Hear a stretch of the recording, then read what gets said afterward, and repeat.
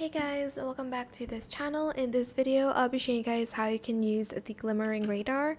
What this basically does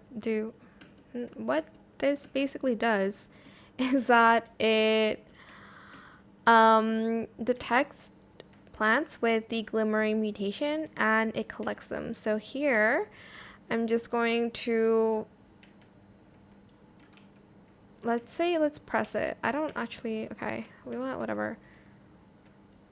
As you can see, it's almost all glimmering mutation and it collects it instantly without you having to press anything.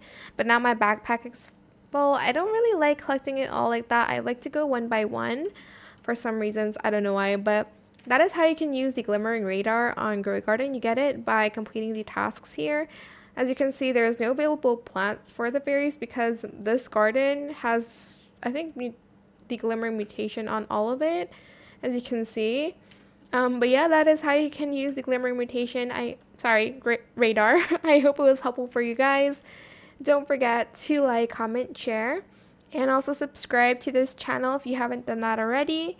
If you have any more questions about this video, just leave it in the comment section down below.